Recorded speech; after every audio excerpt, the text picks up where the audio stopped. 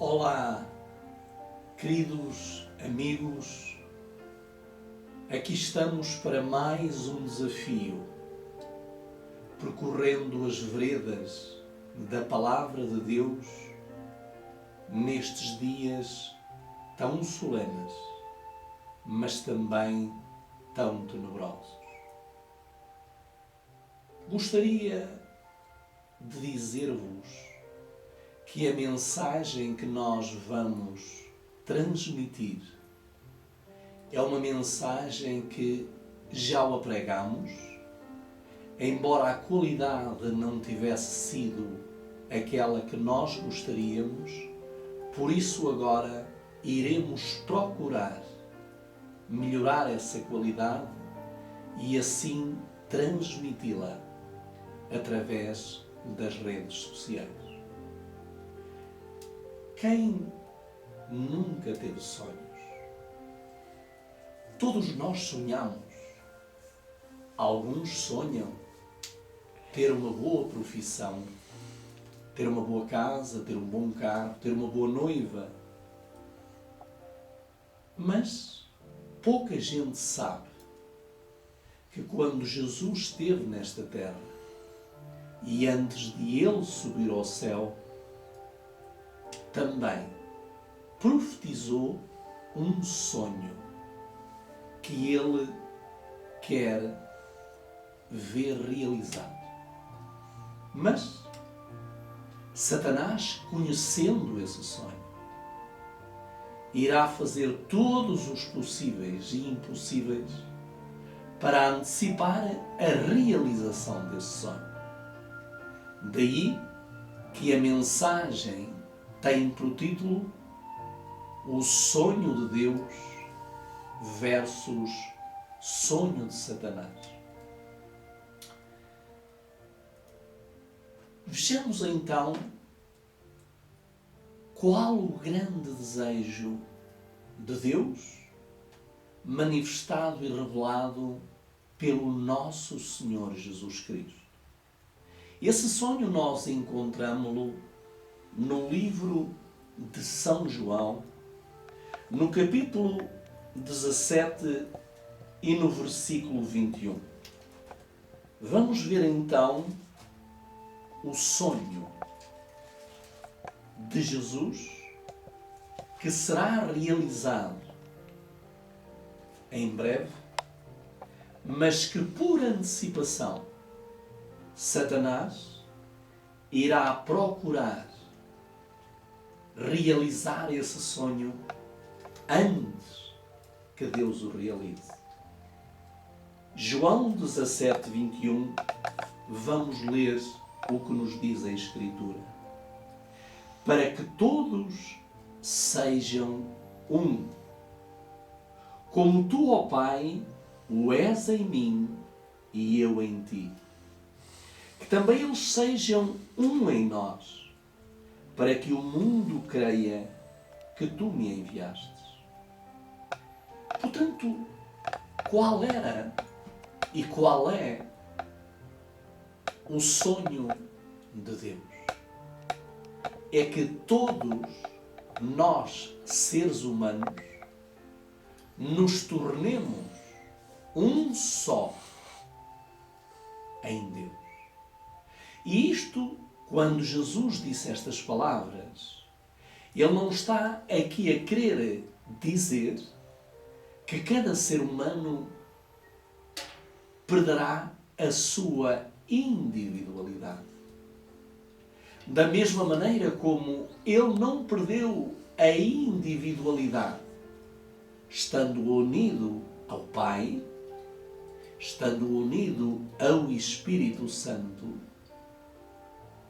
também nós podemos viver nessa unidade sem perder a nossa individualidade. Há uma pergunta que eu gostaria de deixar no ar. União é boa ou é má? Para esta pergunta tem que haver forçosamente duas respostas. A união pode ser boa, mas também pode ser má. Depende quais são as bases, os alicerces, os fundamentos dessa união. Vejamos o que nos diz o Evangelho de João no capítulo 17 e no versículo 11. Jesus disse estas palavras: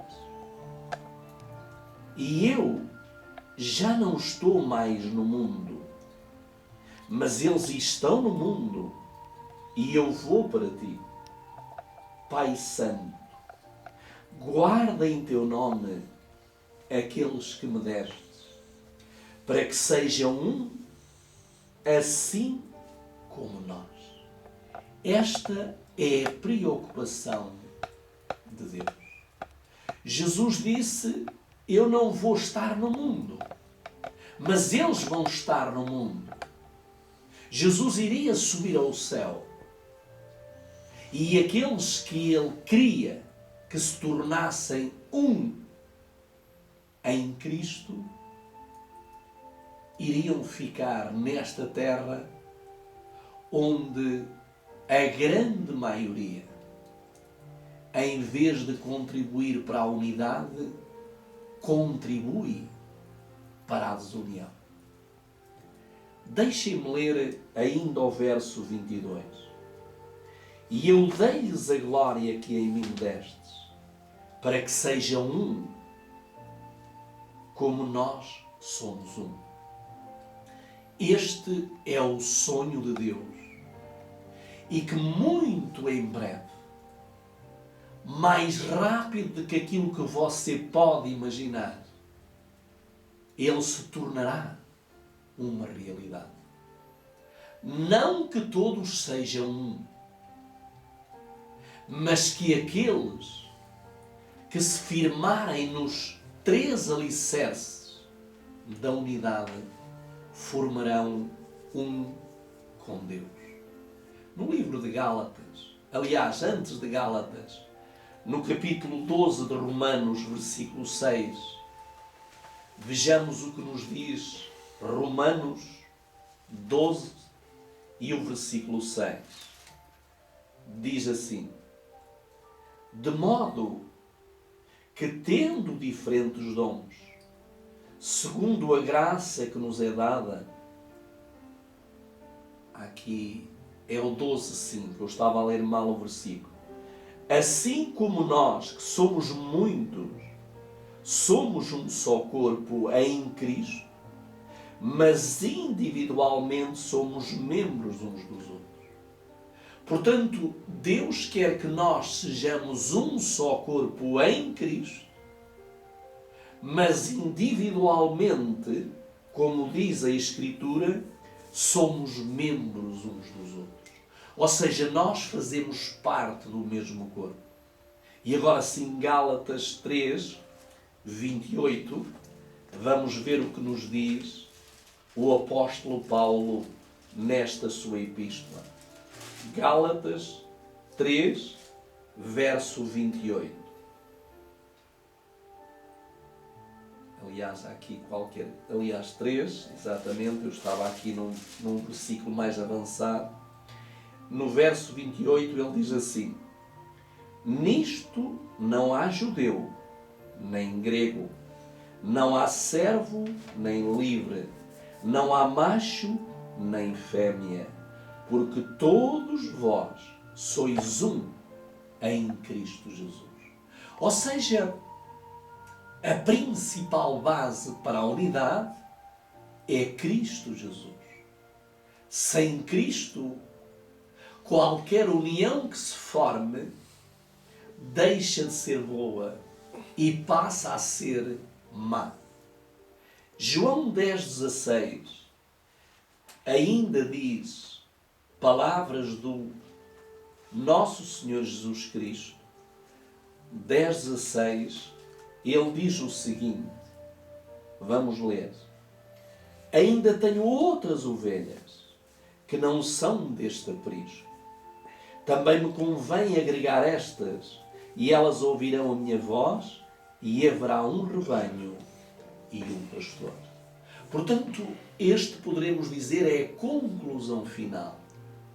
Em breve haverá um só rebanho, que é o rebanho de Deus, e um só pastor, que é Cristo Jesus. Agora notem o que a mensageira do Senhor diz no livro Testemunhos para a Igreja, volume 8, página 239.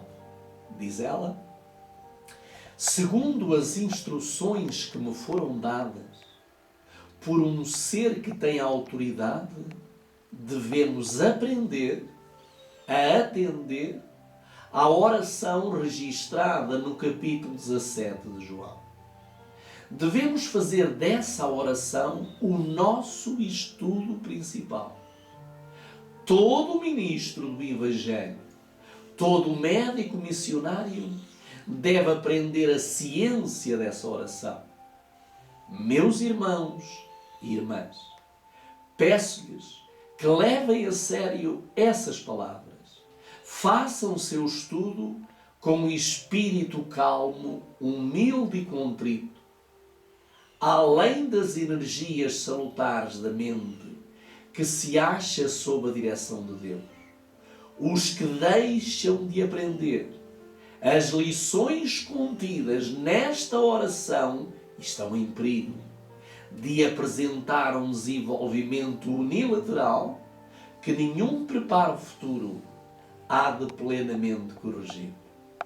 Portanto, vimos que a mensageira do Senhor, da mesma forma que Jesus, dá ênfase à importância da unidade.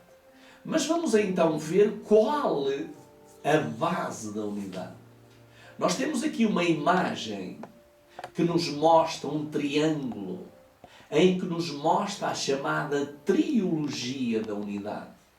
E a unidade, ela é feita baseada em quem e em quê. Primeiro vamos ler o que nos diz João 14,6. João 14,6, Jesus foi muito claro ao responder a Tomé. Tomé fez-lhe uma pergunta. Disse-lhe Tomé: Senhor, nós não sabemos para onde vais e como podemos saber o caminho? Agora notem o que Jesus disse. Disse-lhe Jesus: eu sou o caminho, a verdade e a vida. E agora vem a chave principal. Ninguém vem ao Pai senão por mim. O único caminho que nos conduz ao Pai é Jesus. Se aqueles que procuram a unidade, Jesus não for a principal base para a unidade, essa unidade é uma maldade, é algo negativo. Por isso é que nós vimos que Jesus disse: ninguém vem ao Pai senão por mim. Mas que mais há além de Jesus? Poderíamos dizer que Jesus seria a conclusão de tudo e nele está tudo aquilo que nós vamos apresentar. Mas nós queremos ser mais explícitos, queremos dar mais ênfase a esta unidade. E por isso nós queremos ler João 17:17. É um versículo muito conhecido pelo mundo cristão. Conhecido, mas não vivido. Em João 17:17 diz o seguinte: santifica-os na verdade, a tua palavra é a verdade. Então já vimos, Jesus é o principal elo de ligação para a unidade. A palavra também faz parte da trilogia da unidade. Mas no Salmo 119, 142, diz-nos o seguinte. Salmo 119, 142. O que é que então nos diz esse salmo? Vai completar a trilogia para formar a unidade divina. Salmos 119, 142 diz-nos o seguinte: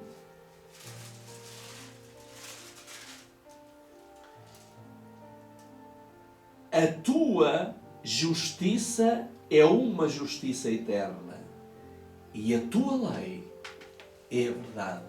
Então, como é que se forma a trilogia? Jesus, a palavra e a santa lei. Mas sabem, como eu vos disse, Satanás quer conseguir a unidade sem estes ingredientes, sem estas bases. E ele tem na terra um homem que é o seu principal instrumento, que nos quer apresentar a unidade de uma outra forma. E o que é que foi? Qual é a proposta papal para essa unidade? É uma encíclica que ele escreveu e deu o nome a essa encíclica Fratelli Tutti. Quer dizer, todos irmãos, todos unidos. E nós vemos aqui, através destas mãos, vários símbolos religiosos, judaicos, islâmicos, cristãos, árabes. Nós vamos ver que, através da Fratelli Tutti, o inimigo quer antecipar uma falsa unidade para mostrar que é possível, sem Cristo, sem as Escrituras e sem a lei de Deus, conseguir essa unidade.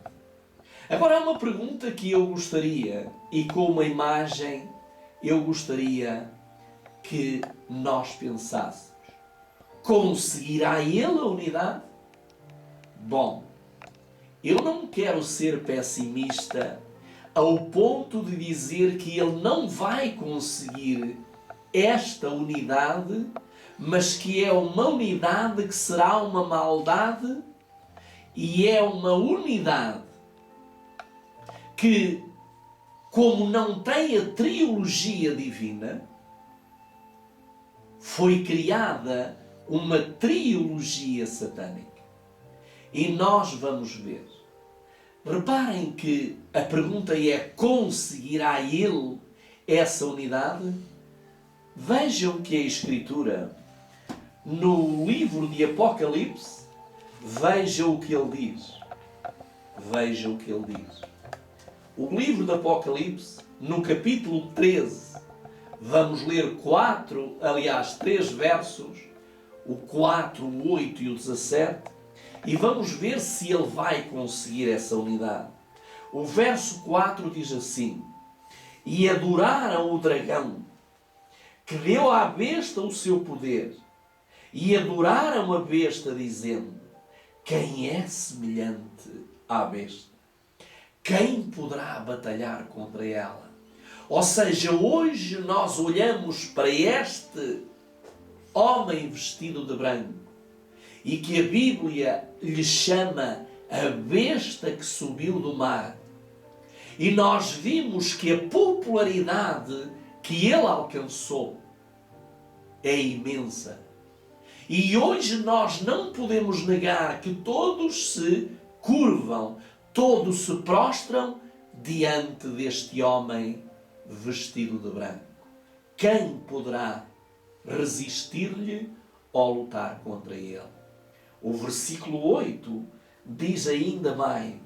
Diz: e adoraram-no todos os que habitam sobre a terra, esses cujos nomes não estão escritos no livro da vida do Cordeiro, que foi morto desde a fundação do mundo.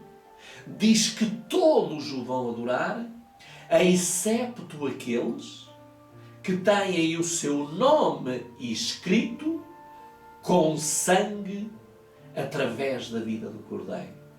Poderemos dizer aqueles que vão fazer parte da outra unidade, mas que essa unidade tem a base de traiologia divina, Cristo, a palavra e a sua santa lei. Há uma coisa que muitos hoje confundem. E o que é que muitos confundem? Confundem, e eu durante muito tempo também confundi, fé ou religião. Nós precisamos definir. Fé não é a mesma coisa que religião. Nós não precisamos de uma religião. Nós precisamos de fé. Fé é aquilo que nos vai levar à salvação. Religião vai levar a grande maioria à perdição. As religiões servem para criar uma unidade, mas uma unidade que será fatal para aqueles que fazerem parte. Notem o que é a fé. Diz a fé é a certeza das coisas que se esperam e a convicção de factos que se não veem. E segundo aos Coríntios diz, andamos por fé e não pelo aquilo que vemos. Portanto, a fé leva-nos à obediência à triologia divina, a Cristo, à sua palavra e à sua lei. Toda a fé que não tiver como base este alicerce, com certeza pode acontecer uma unidade, mas essa unidade vai cair por terra. Fé. A fé salvadora deve ser ensinada. A definição dessa fé em Jesus Cristo pode ser dada em poucas palavras. É o ato da alma pela qual o homem todo se entrega à guarda e controle de Jesus Cristo. Ele permanece em Cristo e Cristo habita na alma supremamente pela fé. O crente confia a alma e corpo a Deus e com convicções pode dizer: Cristo é capaz de guardar aquilo que lhe confiei até àquele dia. Todos os que isso fizerem serão salvos para a vida eterna. Haverá certeza de que a alma foi lavada no sangue de Cristo e revestida com a sua justiça, sendo preciosa à vista de Jesus. Nossos pensamentos e nossas esperanças estão no segundo advento do nosso Salvador.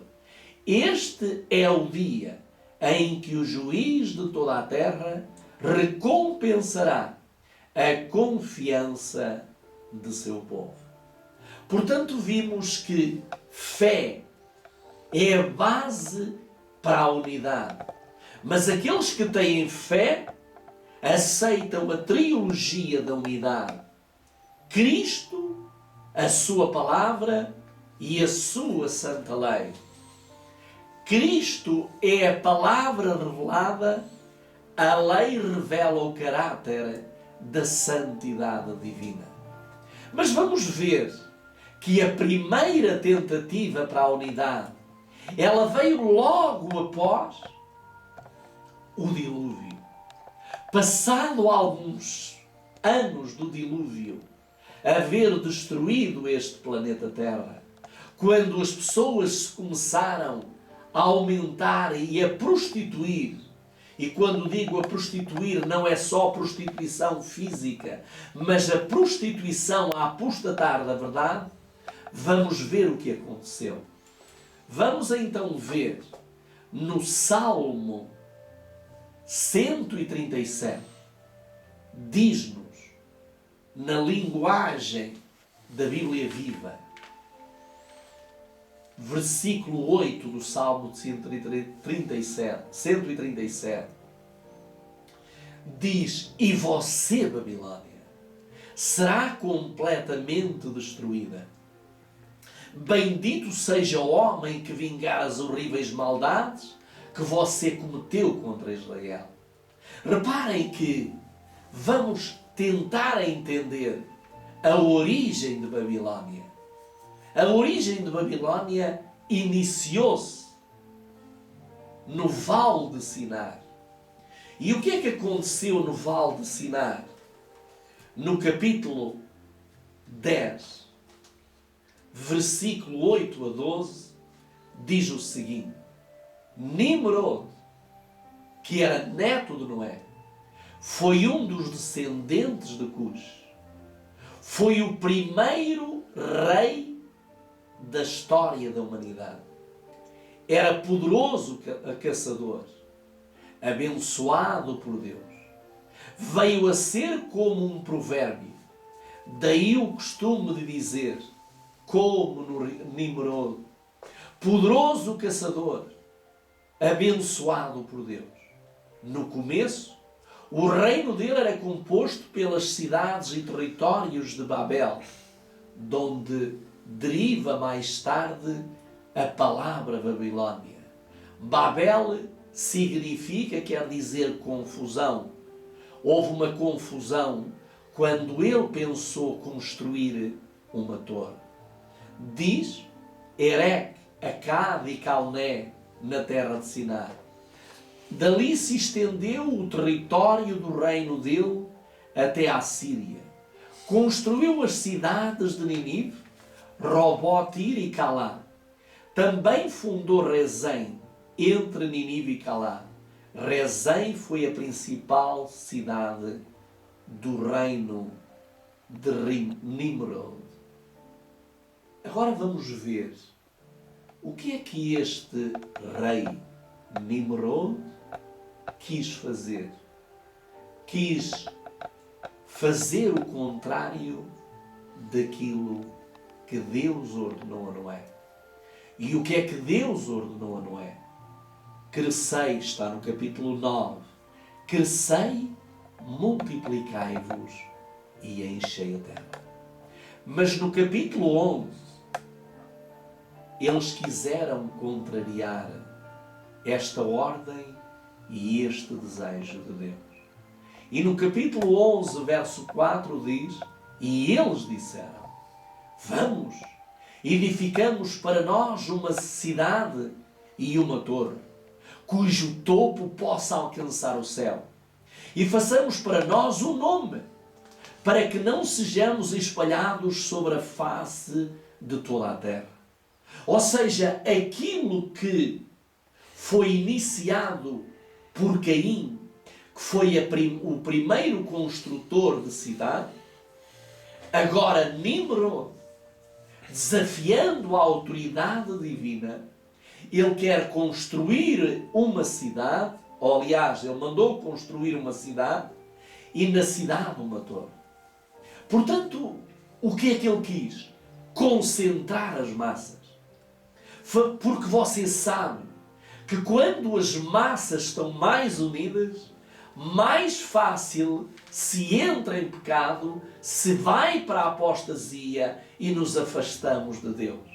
Porque se nós vivêssemos como Deus pretendia, o pecado não se desenvolveria como ele se desenvolveu. Veja o que diz Patriarcas e Profetas, na página 112. Diz assim, durante algum tempo, os descendentes de Noé continuaram a habitar entre as montanhas, onde a arca repousara. Aumentando o seu número, a apostasia logo determinou a divisão. Reparem que interessante. Quando eles habitavam nas montanhas, a apostasia não era tão evidente no meio deles. Mas quando eles começaram a misturar-se, eles imediatamente, a apostasia determinou a divisão. E agora notem, aqueles que desejavam esquecer-se do seu Criador e lançar de si as restrições da sua lei, sentiam um incómodo constante pelo ensino e exemplos dos seus companheiros tementes a Deus. E depois de algum tempo, resolveram separar-se dos adoradores de Deus. Sabe que a história está-se a repetir hoje nos nossos dias.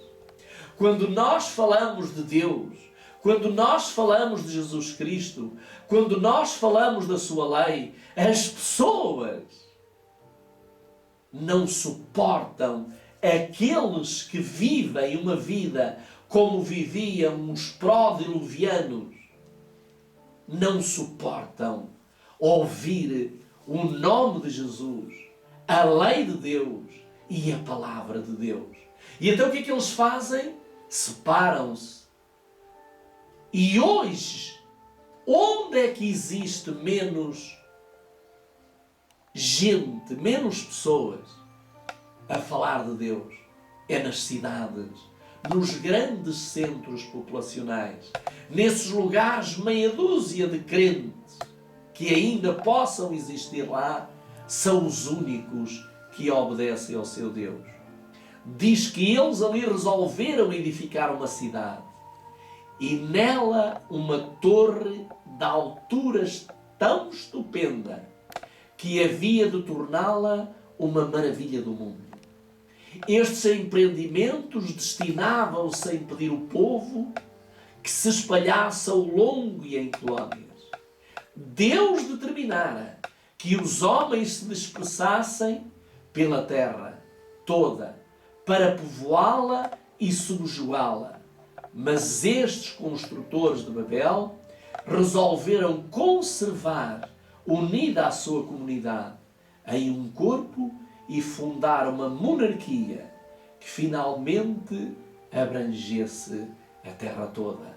Este é plano oposto de Deus. Hoje nós vimos as grandes metrópoles, as grandes cidades, cidades com milhões e milhões de pessoas, e a grande maioria dos lugares da terra desertos. Aldeias estão a ficar desertas para fazer aumentar as cidades. Mas felizmente que alguém abriu os olhos. Deixem-me dizer-vos uma coisa, e não sou eu que o digo, é a mensageira do Senhor. A mensageira do Senhor diz-nos que em nossos dias, diz ela no livro Patriarcas e Profetas, na página 113, quando a torre se completara parcialmente, a Torre de Babel, parte dela foi ocupada como habitação dos seus construtores. Os poderosos começaram a viver naquelas torres, naqueles edifícios, os poderosos. Mas agora note o que diz a seguir. Outros compartimentos, esplendidamente aparelhados e ornamentados, eram dedicados a seus ídolos. O povo regozijava-se com o seu êxito e louvava os deuses de prata e ouro, e colocavam-se em oposição ao governo do céu e da terra. Então aquela torre veio a servir para quê? Para dar guarida aos poderosos, aos ateus, aos incrédulos, e tornar-se um templo de deuses falsos. Essa foi a razão da torre. E foi por essa razão que tanta coisa má lhe aconteceu, que Deus desceu, viu a maldade e confundiu as línguas, porque até aí todos falavam a mesma língua. E então passou a haver uma confusão naquela cidade e de uma forma especial naquela torre. E agora as pessoas tiveram-se que separar, porque cada uma falava línguas diferentes, e os grupos começaram-se a juntar à mesma língua. Mas quero dizer-vos uma coisa. Diz a mensageira do Senhor, no mesmo livro Patriarcas e Profetas, a história está-se a repetir. Há edificadores de torres em nosso tempo. Os incrédulos constroem suas teorias pelas supostas deduções da ciência. e rejeitam a palavra revelada de Deus. Pretendem dar sentença contra o governo moral de Deus. Desprezam sua lei, vangloriam-se da suficiência da razão humana. Então, visto como se não executa logo juízo sobre a má obra, por isso o coração dos homens está inteiramente disposto para praticar o mal. No professo mundo cristão, muitos se desviam dos claros ensinos da Bíblia, edificam um credo com especulações humanas e fábulas aprazíveis e apontam para a sua torre como um caminho para subir ao céu. O tempo do juízo de Deus está próximo. O Altíssimo descerá para ver os filhos dos homens têm edificado. Revelar-se-á seu poder sobre-humano. Derribar-se-ão as obras do orgulho humano. O Senhor olha desde os céus e está vendo a todos os filhos dos homens. Da sua morada contempla todos os moradores da terra. Salmos 33, 13 e 14. O Senhor desfaz o conselho das nações, quebranta os intentos dos povos. O conselho do Senhor permanece para sempre. Os intentos do seu coração de geração em geração. Nós temos aqui uma imagem, e esta imagem é uma imagem do edifício que foi construído, que é conhecido como o Parlamento Europeu em Estrasburgo. E é ali, este Parlamento Europeu de Estrasburgo veio tornar e fazer o mesmo papel neste planeta que fez a Torre de Babel antes de ser construída. A Torre de Babel veio afastar as pessoas de Deus, da sua palavra e da sua lei. Estrasburgo, este edifício, que por sinal, durante muitos anos, vocês sabem que a bandeira da Comunidade Europeia, ela tem 12 estrelas. E estas 12 estrelas, muita gente acreditava que cada estrela representava um país. Mas nós temos que dizer a verdade. Estas estrelas nada têm a ver com os países. Esta estrela representa a coroa daquela imagem que chamam de Santa Virgem Maria, que anda a aparecer por aí. E eu quero vos dizer, tal como a Torre de Babel caiu, o edifício do Parlamento Europeu em breve também caiu. Porque ali estão-se a traçar os destinos deste mundo. Estão-se a levar as pessoas para longe de Deus, para longe da sua palavra, para longe da sua lei. E em lugar disso, a ciência é endeusada. Tirou-se Deus do trono e colocou-se a ciência no trono. E vocês veem que hoje a ciência, os científicos têm mais credibilidade do que os santos de Deus, do que aquilo que os profetas falaram. E isso foi visto e está a ser visto durante estes 2 últimos anos com a dita picada da serpente. Mas quero vos dizer uma coisa. Satanás também criou uma lei substituta. E vamos ver, essa lei substituta são os 10 mandamentos Illuminati que estão escritos nas pedras da Geórgia.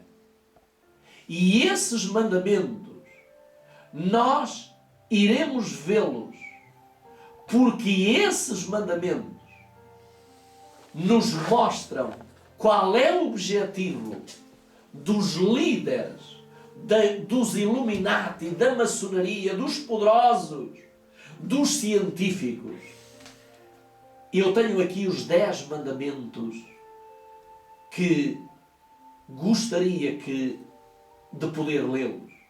O primeiro mandamento Illuminati diz manter a humanidade em 500 milhões para o perpétuo equilíbrio com a natureza. Reparem, 500 milhões quando nós somos mais de 7 bilhões na Terra. Agora nós precisamos pensar, e na segunda parte nós iremos ver um vídeo em que nos mostra os líderes, os poderosos, a dizerem que precisamos diminuir a população mundial. E para isso tem que se arranjar formas. E nós sabemos que com esta pandemia, a população mundial, agora estamos em plena guerra, também milhões de pessoas morrerão.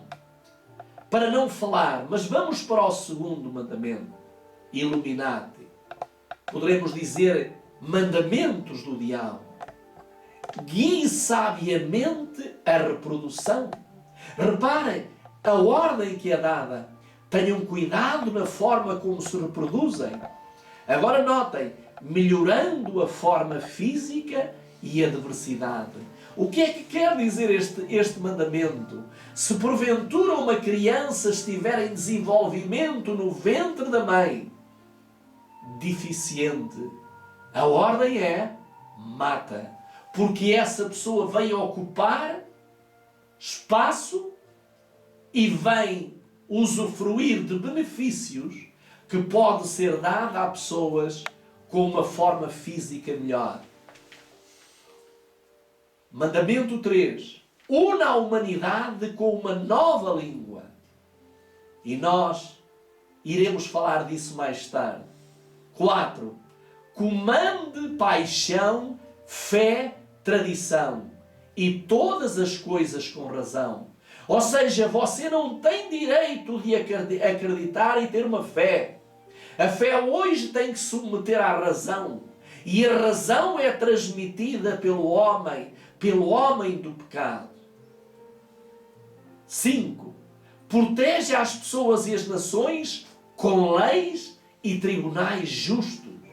Portanto, nós sabemos que agora vai haver leis que vão impedir as pessoas de comprar e vender, e aqueles que não se sujeitarem às leis destes que estão dentro da Torre de Babel moderna irão sofrer terríveis consequências. Próximo mandamento. Deixe que todas as nações governem internamente, resolvendo disputas externas em um tribunal mundial. Quando há um conflito, aquela nação, ela não pode resolver todos os conflitos, ela tem que ir a um tribunal mundial para resolver o seu conflito. Evite leis mesquinhas e funcionários inúteis. Equilibre direitos pessoais com deveres sociais. Preze pela verdade, beleza, amor, buscando harmonia com o infinito. E agora, o 10º mandamento diz: não seja um câncer na terra. Deixe espaço para a natureza. Portanto, nós vimos que, segundo esta lei dos Illuminati, a grande maioria das pessoas são câncer na Terra. E se você é um câncer na Terra, você já tem um rótulo, eu já tenho um rótulo, eu já estou identificado por eles, o que eu sou, e agora é uma questão de tempo.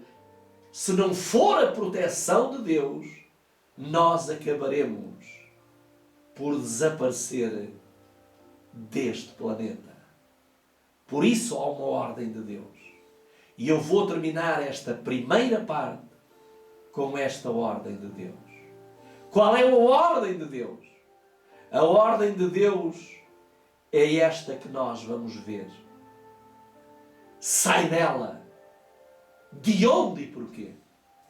No livro de Apocalipse 18, 4 e 5, diz: para que não sejas participante dos seus pecados e para que não recebas as suas pragas.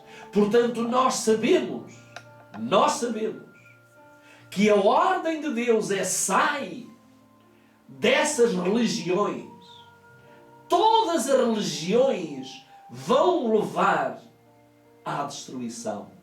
E a ordem é: sai dela, para que não sejas participante dos seus pecados. Dentro das religiões o pecado impera e prevalece e desenvolve-se.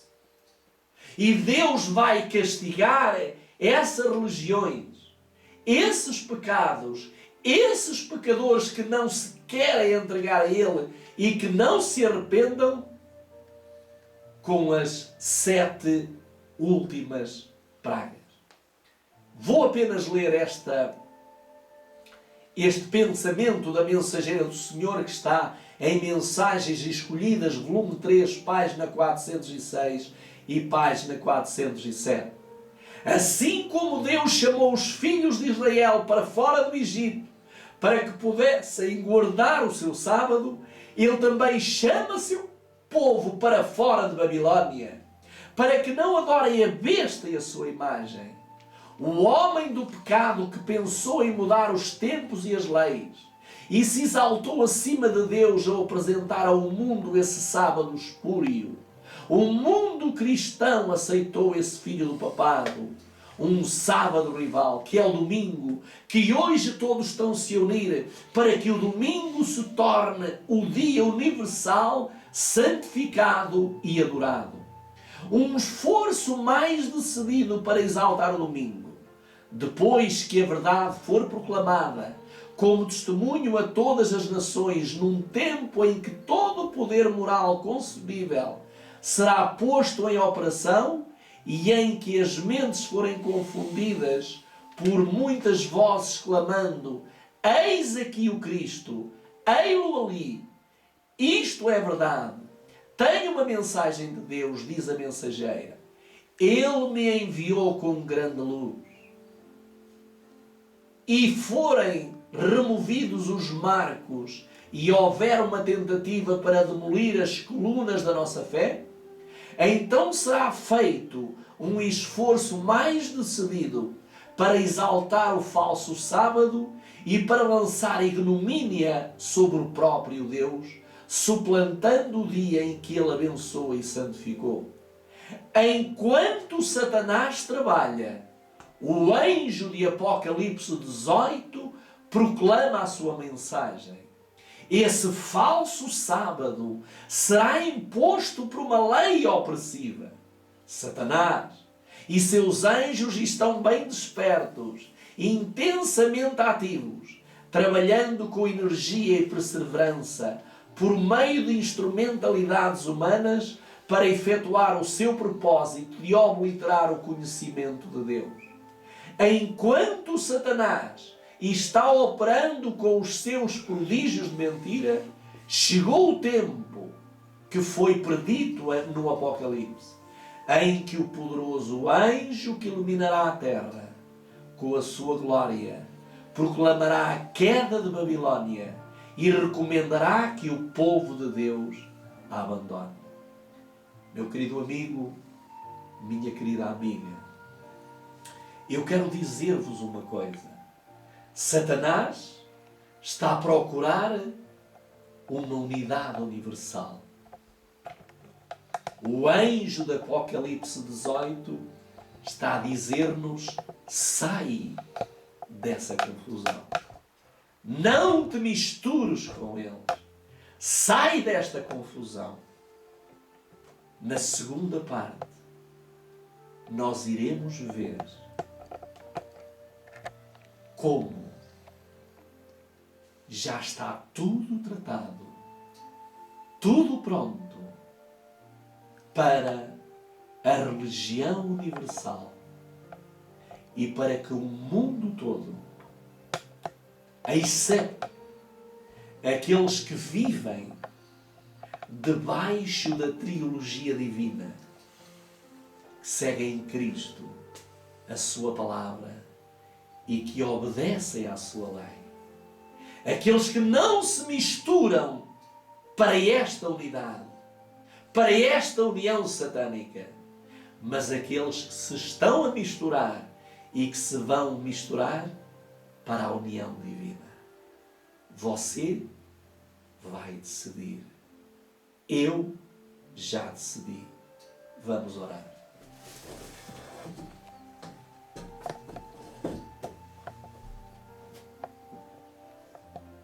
Senhor nosso Deus, tem compaixão de nós.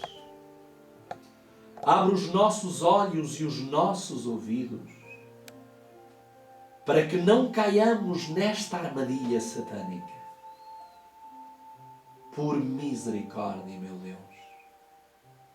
Ajuda todos aqueles e aquelas que ouvirão estas mensagens. Tudo está pronto para o engano final. E ai de nós, se não estivermos firmados em Cristo, orientados pela sua palavra e protegidos e guardados pela sua santa lei. Querido Pai, o inimigo vai conseguir a unidade das religiões, mas da mesma forma como Nimrod construiu a Torre de Babel e tu descestes, confundistes e destruístes aquela torre, assim acontecerá com a torre moderna, de onde o destino das nações está a ser traçado pelo Príncipe das Trevas. Fica conosco e ajuda-nos, em nome de Jesus. Aqui estamos para a segunda parte deste encontro de amigos e amigos de Deus.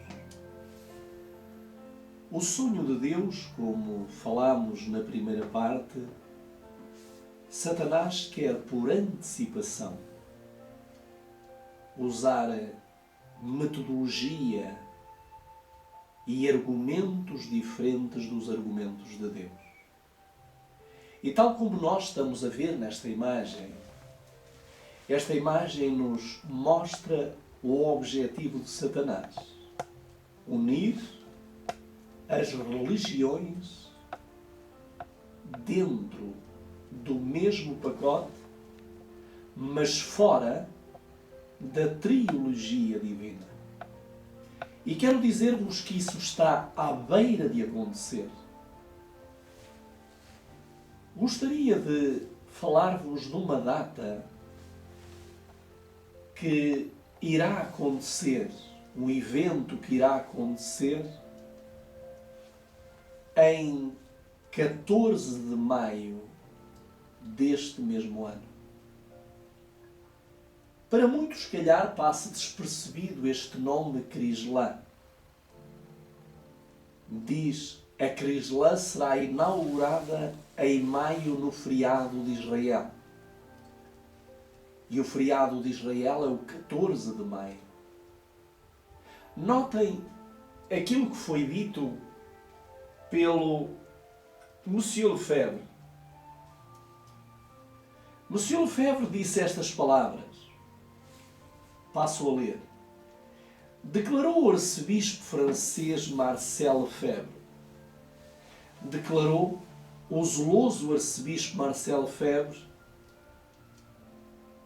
O Papa recebeu o Espírito Santo, não para pregar novas verdades, mas para manter a fé de sempre. Por esta razão, nós escolhemos o que sempre foi ensinado e fechamos nossos ouvidos às novidades destruidoras da Igreja.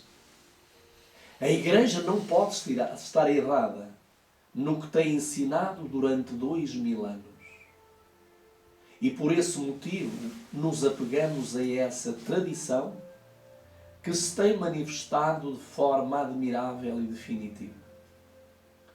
Reparem que Monsieur Lefebvre, ele vai dizer algumas coisas que são muito pertinentes. A primeira é que ele disse que o Papa Francisco recebeu o Espírito Santo. E isto, alguém pode perguntar como recebe o Espírito Santo quando ele faz aquilo que nem os anjos, nem mesmo aqueles que tiveram um destaque maior na obra de Deus, como Pedro, como Paulo, como outros, a ponto de permitir que as pessoas o adorem e que se prostrem de joelhos diante dele. Mas também vejam que é-nos dito aqui por Monsieur Lefebvre, a Igreja não pode estar errada. E esta Igreja refere-se à Igreja Católica Apostólica, que de apostólica não tem nada e que de romana tem tudo. E diz que ela vai continuar firmada nos ensinos dos últimos 2000 anos. Deixe-me agora mostrar-vos o significado da palavra Crislã. Para nós entendermos esta palavra Crislã, nós necessitamos de a dividir em duas partes. A primeira parte tem que ver com Cristo e a segunda parte tem que ver com o Islão. Então, a palavra Crislã é a unidade do cristianismo, do pseudo-cristianismo, com o islamismo. Este movimento começou na Nigéria na década de 1980 e suas ideias têm espalhado por grande parte do mundo desde então. O conceito essencial do Crislã é que o cristianismo e o islamismo são compatíveis. Que se pode ser um cristão e um muçulmano ao mesmo tempo. O Crislã não é uma religião real por si mesmo, mas sim um embaçamento das diferenças e distinções entre o cristianismo e o islamismo. Os defensores do Crislã apontam para factos como Jesus sendo mencionado 25 vezes no Alcorão. E eu quero dizer-vos que nós vamos ver, procurar entender, quando ele é mencionado, Jesus, quando é mencionado no Alcorão nestas 25 vezes, nenhuma é mencionada como Filho de Deus e como Salvador do mundo. Mas sempre e somente como um profeta, como outro qualquer profeta. O cristianismo e o islamismo tendo ensinamentos semelhantes sobre a moral e ética, ou a necessidade das duas maiores religiões monoteístas se unirem para lutar contra o aumento do ateísmo e da espiritualidade alternativa. Estas duas religiões querem se unir para combater o ateísmo. Mas ao combater o ateísmo, caem no espiritismo, como nós iremos ver mais à frente. Diz, esse movimento é visto por alguns como a solução para o conflito entre o mundo ocidental, que é predominantemente cristão, e o Oriente Médio, que é predominantemente muçulmano. Como então vão eles conseguir e de que forma, sendo tão diferentes, e como se vão as duas principais religiões se fundirem numa só? Vamos ver algumas coisas que eu considero muito importantes. A primeira é que nós temos aqui, na imagem, Maomé, o Alcorão e Meca. Do outro lado, nós temos uma imagem que as pessoas chamam imagem de Maria, mãe de Jesus, mas quero-vos dizer que nada de Maria representa, para aqueles que conhecem as Escrituras, esta imagem, como nós iremos ver, vai ser aquela que vai unir e fazer com que se fundam estas religiões, as três principais religiões, que é o islamismo, o catolicismo e o judaísmo, se fundam para que o grande evento de 14 de maio seja um sucesso, que é o Crislã. Fátima foi a única dos filhos de Maomé a segurar uma descendência. Graças ao nascimento de 2 filhos, com Ali Hassan e Hossein, e de suas 2 filhas.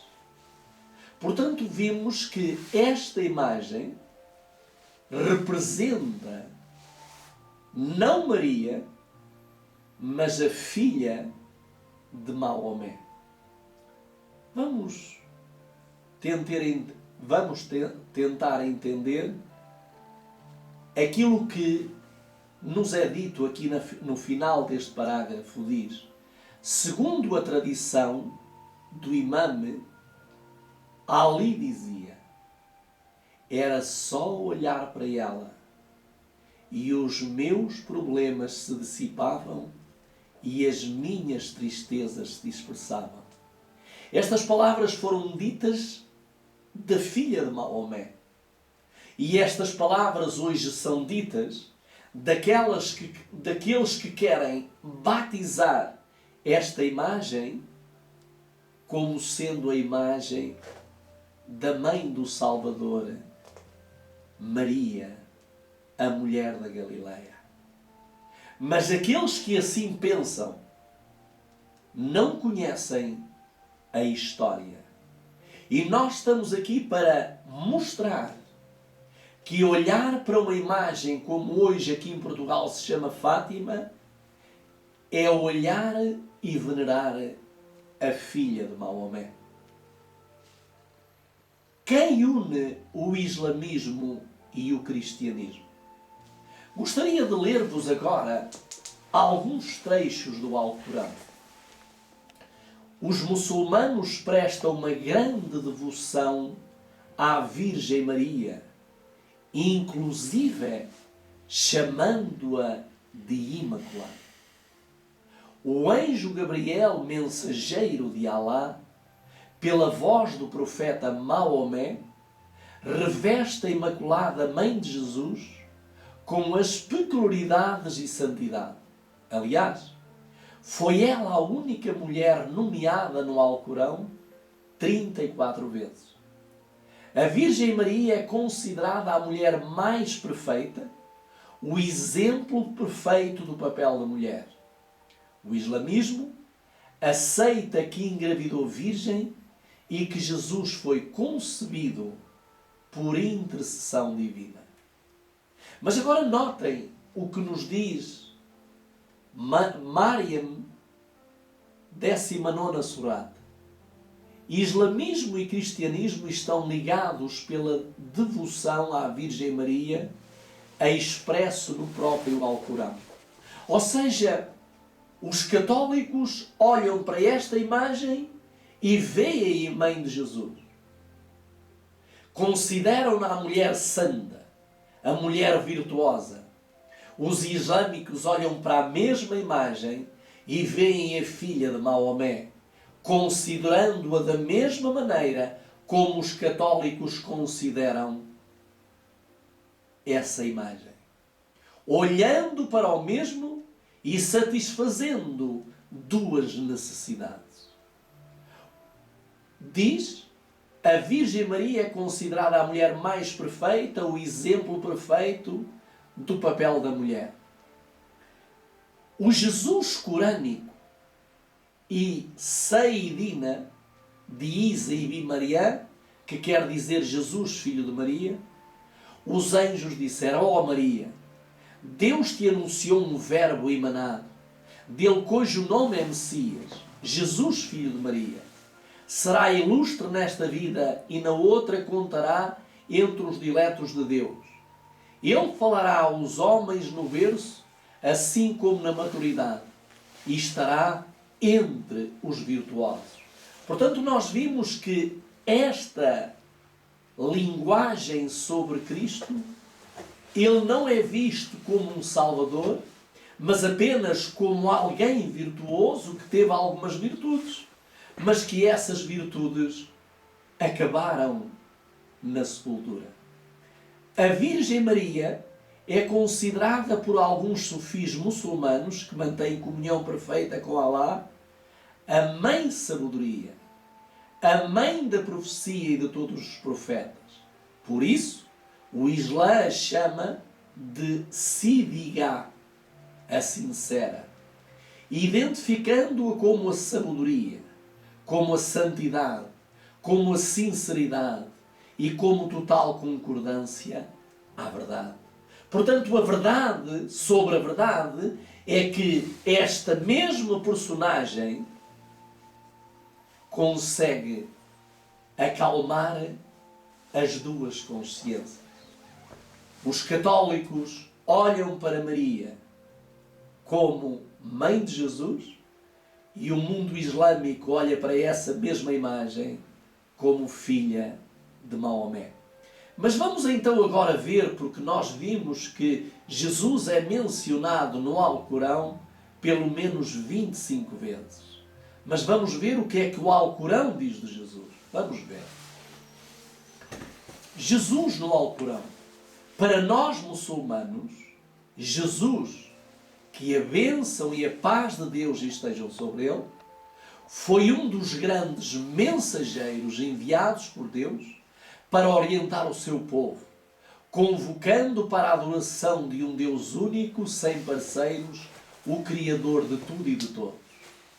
A forma pela qual os cristãos hoje entendem a unicidade de Deus é diferente da forma pela qual nós a compreendemos. Logo, não acreditamos no conceito da Trindade, onde Deus existiria como três pessoas separadas e distintas, o Pai, o Filho e o Espírito Santo, que são unidas em uma mesma substância ou ser. Em nossa concepção, Jesus, que a bênção e a paz de Deus estejam sobre ele, notem o que diz agora, não possui nenhuma divindade. Ou seja, não é considerado Deus nem filho de Deus. Isto é o que diz o Alcorão. Como já foi visto no post anterior, consideramos o seu nascimento um grande milagre, além de ser um sinal do poder de Deus. Não compartilhamos também da ideia que Jesus foi crucificado a fim de expiar os pecados dos homens, pois dentro da nossa visão o ser humano é responsável simplesmente pelos seus atos. Nós vimos aqui já duas coisas que deitam por terra a verdadeira fé que faz parte da trilogia. O verdadeiro cristão aceita Cristo como sendo Filho de Deus, mas Ele que veio à terra e se fez carne, antes de ser carne, de se fazer carne, estava com Deus e era Deus. Também nós cristãos sabemos que Jesus Cristo foi crucificado, ressuscitou, subiu aos céus e é por tudo aquilo que Ele fez que hoje nós podemos alcançar a remissão dos pecados. Logo, o Islão deita por terra estes grandes pilares da fé. E um bocadinho mais abaixo, ainda no Alcorão, no 5,75 diz: o Messias, filho de Maria, não é mais do que um mensageiro do nível dos mensageiros que o precederam. E sua mãe era sinceríssima. Ambos se sustentavam de alimentos terrenos como todos. Observa como elucidamos os versículos. Ou seja, para os muçulmanos, Jesus que comeu comida material não podia ser aquilo que o cristianismo, o verdadeiro cristianismo defende. Porque eles dizem que hoje aquele que está mais próximo de Deus é, na verdade, Maomé. Mas vamos então avançar. Como é que estas religiões se vão unir e fundir? Nós temos aqui imagens do templo abraâmico que será inaugurado no dia 14 de maio, e isto no mundo árabe. Ali foi construído os templos para fundir o islamismo, o cristianismo e o judaísmo numa só religião universal. E eu pergunto, como pode ser isso? O que é que nós vamos fazer com princípios do cristianismo que vão contra os ensinos do islamismo? O que é que vamos fazer com princípios do judaísmo que vão contra o cristianismo e o islamismo? Portanto, tem que haver alguém que vai conseguir fazer com que estas três religiões se abracem. E por incrível que pareça, nós vamos ter nesse lugar um templo. E que templo é este? É conhecido como o Templo da Sabedoria. Mas que este templo, se vocês forem a ver, nada mais é que uma serpente. Estes templos foram construídos em forma de serpente. E eu gostaria que vissem e que olhassem. Se virmos no primeiro da nossa direita, da nossa esquerda, melhor dizendo, nós vimos a cruz que representa Cristo Jesus caindo, tombando. Porquê? Porque Satanás quer fazer crer que a missão de Cristo caiu. E que agora Cristo não é mais a solução, mas será Ele a solução para os problemas deste mundo. Reparem que dentro deste templo da serpente, bem lá no fundo, nós vemos a cruz tombada à beira da queda. Também vimos aqui, detrás de João Paulo II, quando ele se encontrou com um dos líderes ortodoxos, a cruz de Cristo invertida. Também João Paulo II levava o seu cetro, e se nós formos ver a cruz, como ela está feita, ela está como que caída. Também o mesmo de Francisco. E temos aqui uma imagem de um adorador satânico, onde ele apresenta uma imagem com a cruz invertida. Mas vamos agora entrar também, vamos agora deixar a Arábia, o mundo árabe, e vamos dar uma saltada rápida até o Vaticano. E vamos entrar dentro do auditório Paulo VI. E se nós virmos a primeira imagem de baixo, nós vimos ela em forma de uma serpente. O teto é apresentado de uma forma arquitetónica como sendo um teto de escamas em forma. As duas janelas laterais, redondas, representam os olhos da serpente. E bem lá ao fundo nós vemos como que dois dentes, duas mandíbulas da serpente, onde nós vemos aqui o Papa sentado aonde ele se coloca para ser visto por todos aqueles que vão àquele auditório. Como que dizendo a serpente, tu estás à beira de ser devorado. E esta é uma grande realidade. Amigos, será coincidência tudo isto? Será que as coisas aconteceram e não foram programadas?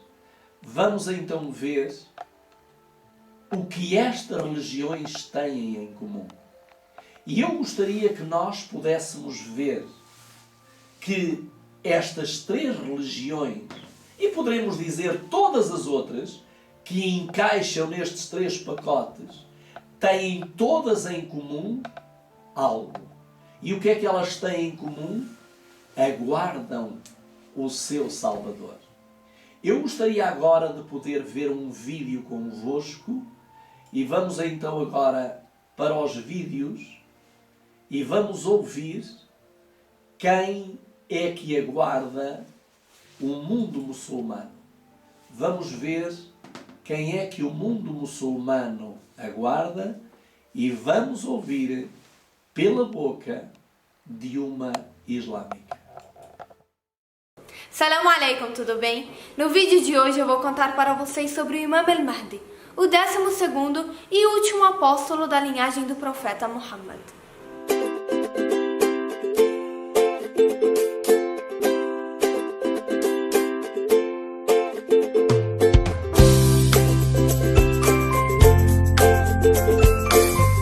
O Imam Muhammad al-Hassan alayhi salam tem vários codinomes, mas os mais conhecidos são Al-Mahdi, que significa o guia, já que é ele quem nos guia. Al-Qa'im, ou seja, o reformador, já que ele voltará à Terra no fim dos tempos para salvar o mundo de todas as injustiças. Por que os judeus não acreditam que Jesus foi o Messias que estava sendo profetizado, né, no Antigo Testamento? O judaísmo não enxerga ele como o Messias. A gente está esperando o Messias. Inclusive tem o Maimônides, que é um grande filósofo, sábio, médico do sultão, um dos comentaristas do Talmud, um gigante. Ele escreveu 13 princípios da fé judaica. Tá. Um deles é Anima amin bemonash lema beviat Mashiach ve'af al pi sheit mamea im kol ze ahakelo bechol yom sheyavo. Mandíbula, pode traduzir? Vamos lá, eu tô esperando a tradução agora.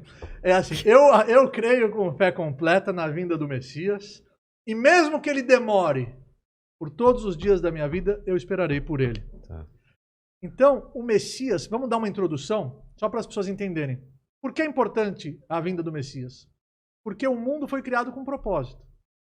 Nós estamos aqui de passagem, não estamos aqui por acidente. Bem-vindos ao nosso canal. Os Emirados Árabes Unidos anunciaram que vão inaugurar o templo das três religiões abraâmicas: islamismo, cristianismo e judaísmo. O templo será chamado de Casa Abraâmica, mais conhecido como Crislã, com inauguração marcada para 2022 em Abu Dhabi no próximo ano. Segundo informações, Francisco irá decidir entre fevereiro ou maio de 2022. Data que marca a fraternidade interreligiosa e o encontro de líderes religiosos pela paz, que aconteceu em 14 de maio. O embaixador dos Emirados Árabes Unidos na Rússia, Mohamed Ahmed, disse que este local religioso se tornará um lugar de aprendizado, diálogo e adoração, tendo como foco a reaproximação entre pessoas de todas as religiões. O Templo das Três Religiões Mundiais se encontra na capital dos Emirados Árabes Unidos, Abu Dhabi. A Crislã incluirá 3 edifícios separados, cada um dedicado a uma religião, com um jardim principal privado para o local, além de um quarto edifício que funciona como museu cultural, onde se reunirá pessoas do mundo inteiro.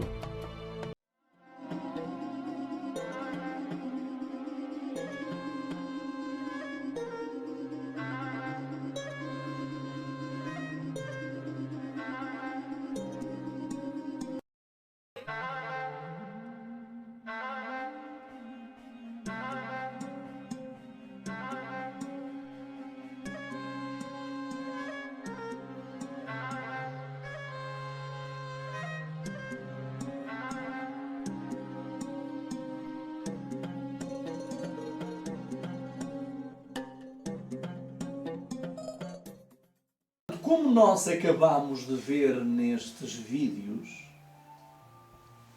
estas religiões aguardam o Messias.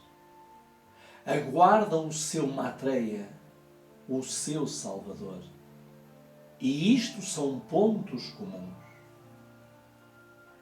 Por isso, nós temos que pensar seriamente que esta unidade que está a ser feita, que está a ser construída, cozinhada, nada mais é que uma unidade que vai acabar numa diversidade e numa destruição final, como foi destruída Babel, a torre no Vale de Sinar. Há outra coisa que nos apetece perguntar. Como é que estas religiões, que têm cada uma os seus livros guias, por um lado, no mundo judaico está a Torá e o Talmud, no mundo islâmico temos o Alcorão, e no mundo cristão temos a Bíblia.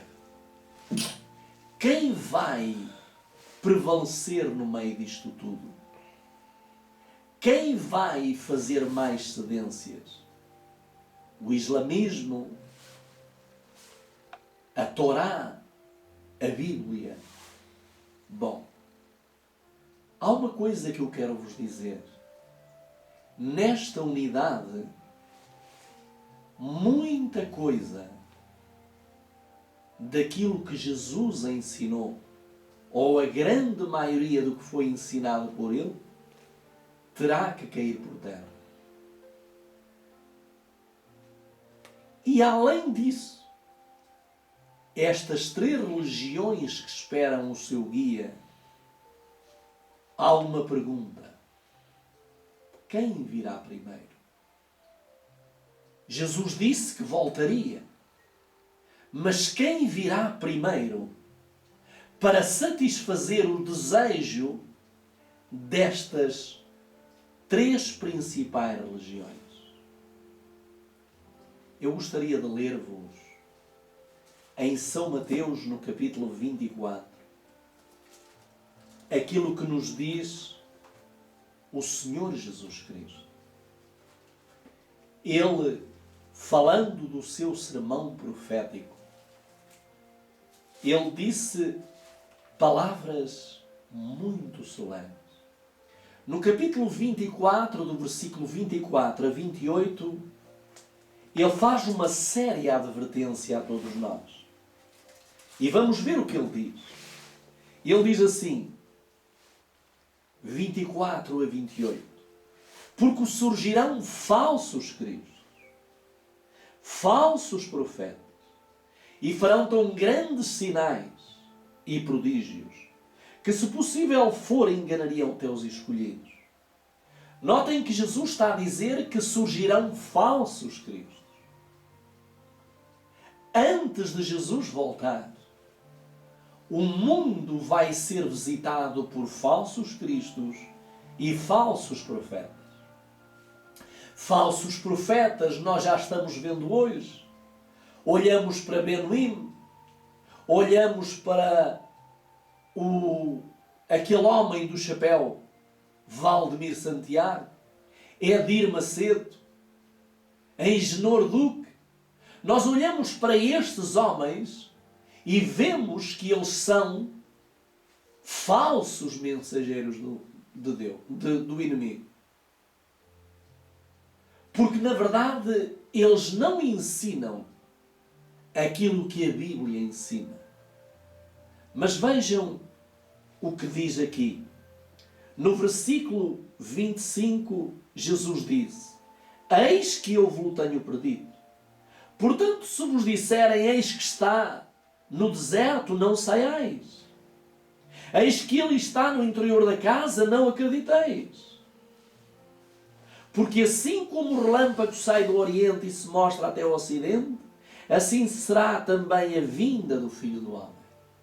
Reparem o que Jesus disse e que nós podemos ler entre linhas. Jesus disse: se vos disser a ele que eis que ele está no deserto, não acredita. Porquê que este ser que vai tentar personificar a Cristo, vai tentar imitar a Cristo, mas que vai enganar o mundo todo, excepto aqueles que têm o nome escrito no livro da vida do Cordeiro, mas todos os outros serão enganados. Vai haver alguém que o vai ver no deserto. E nós podemos perguntar: porquê é que ele vai ao deserto? Porque Jesus, quando esteve na terra, passou muito do seu tempo no deserto. Era ali que ele se relacionava com o seu Pai, era ali que ele ensinava os seus discípulos, era ali que ele se recolhia. Jesus passou muito tempo no deserto. E aquele que vai vir, que é Satanás, o nosso adversário e o adversário de Deus, ele vai querer também imitar a Cristo no deserto. Ele vai querer mostrar-se no deserto. E Jesus disse: se eles vos disserem que está no deserto, não acrediteis. Mas também Jesus disse que ele vai aparecer noutro lugar. E onde é que ele disse que iria aparecer? Eis que ele está no interior da casa, não acrediteis. Porquê é que eles dizem e porquê é que ele vai aparecer no interior da casa? Porque pelo menos por 2 vezes Jesus apareceu onde os discípulos estavam reunidos no cenáculo. E todos se interrogaram como é que ele apareceu ali. Para Deus, nada é impossível.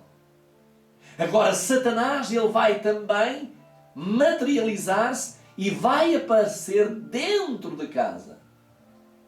Mas se alguém vos disser que ele está dentro de casa, esse não é o Cristo. É simplesmente Satanás. Diz a mensageira do Senhor que nos sobrevirá em breve. É uma pergunta que ela faz. E estão aparecendo espíritos sedutores?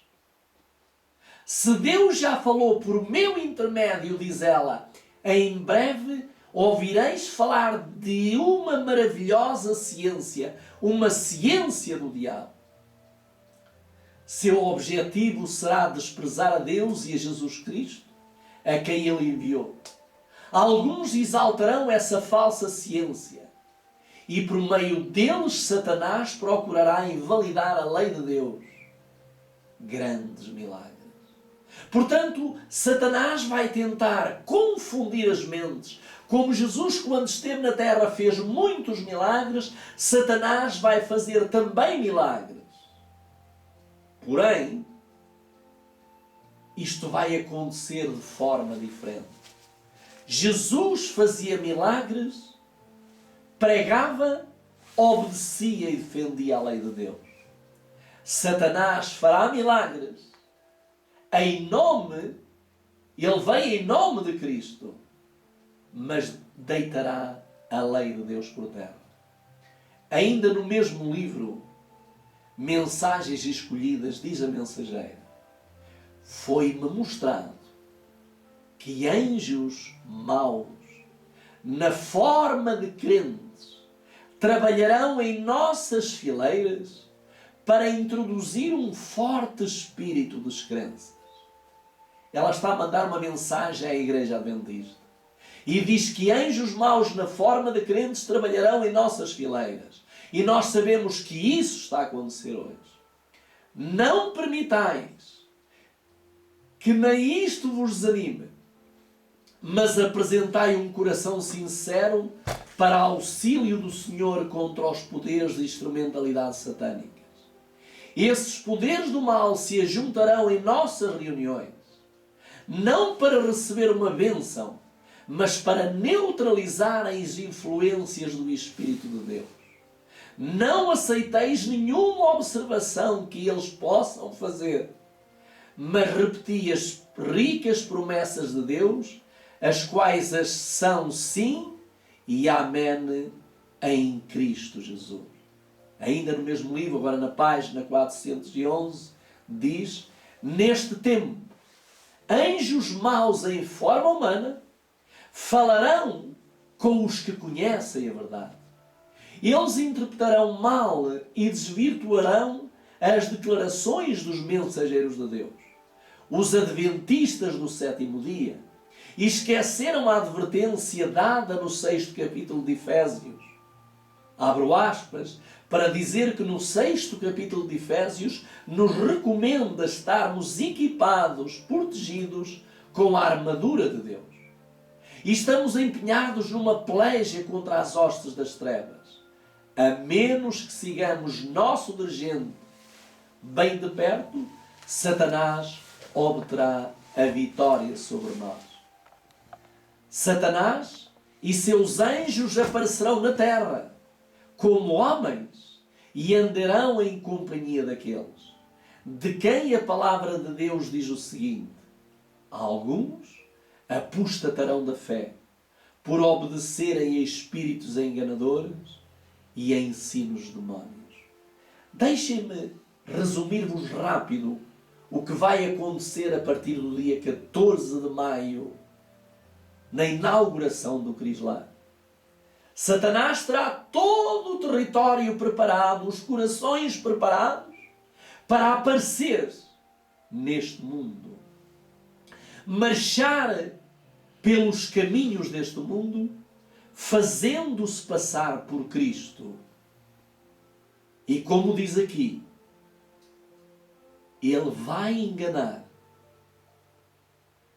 até se possível fosse, mas que não será possível, ele enganaria até os escolhidos. Mas os escolhidos estão protegidos pela unção de Deus.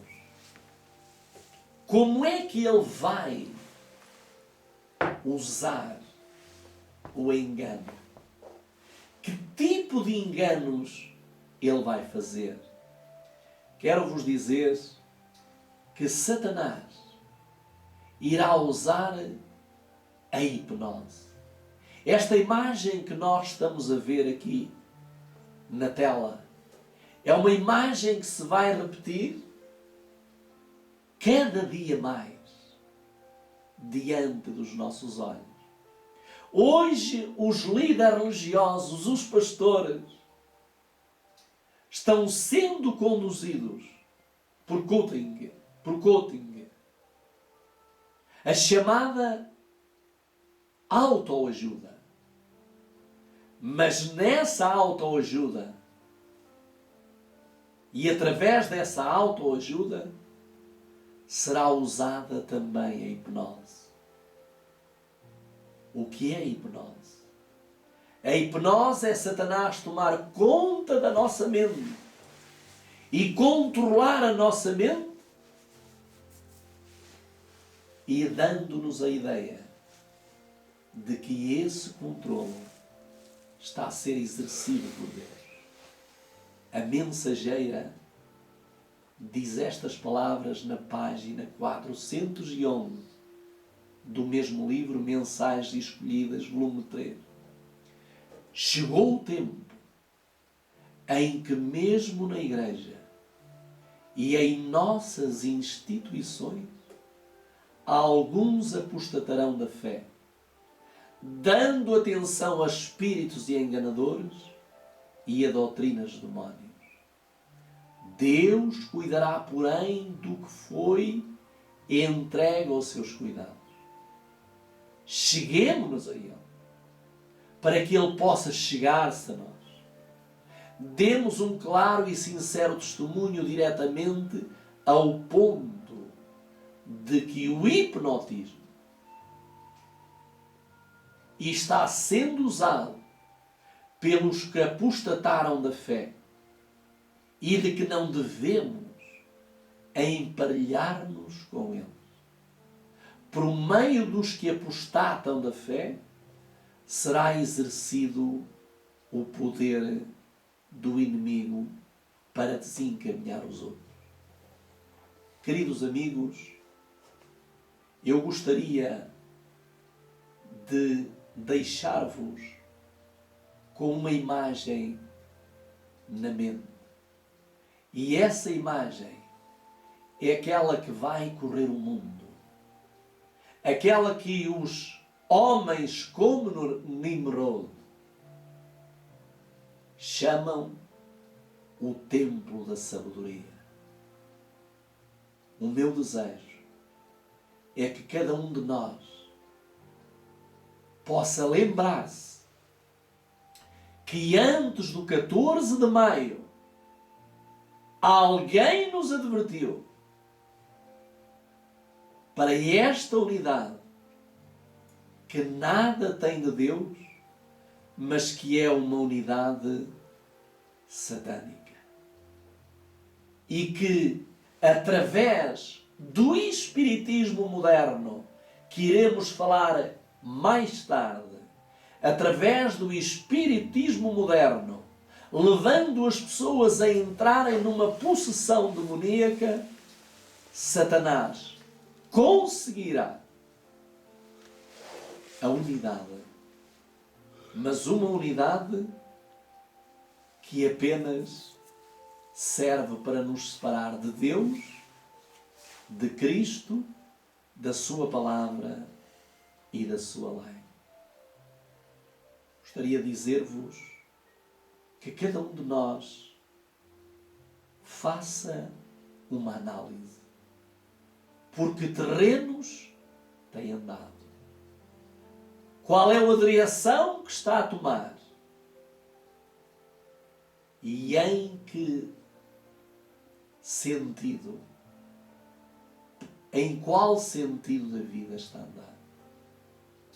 Que Deus nos ajude e vamos apenas terminar com uma prece. Quero dizer-vos que nós depois iremos continuar neste tema durante alguns dias, mostrando como Satanás usará meios muito diabólicos para conseguir aquilo que ele quer chamar de unidade cristã.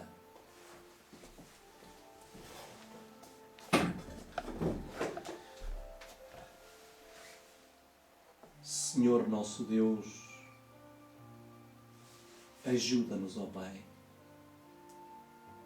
Não permitas que nada nos desvie do trilho que Jesus deixou nesta terra para que sigamos. Que a Tua Santa Lei esteja em nosso coração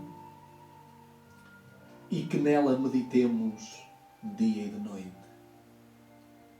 E que a Tua Palavra seja o nosso dia diário. Pedimos-te por todos aqueles e aquelas que nos estão a visualizar. Querido Deus, que a todos ajudes. E que no final destas duas mensagens, primeira e segunda parte, possam ter compreendido que o Senhor Jesus vai realizar o seu sonho da tal unidade que Ele pediu ao Pai. Mas essa unidade será conseguida através da teologia divina. Cristo, a sua palavra e a sua lei. Vai haver neste mundo um pequenino rebanho que terá para sempre, aqui e por toda a eternidade, Jesus como seu pastor. E eles serão ovelhas suas e eles serão conduzidos pelo pastor às pastagens do paraíso. É no seu santo e bendito nome que te pedimos e agradecemos. Amém.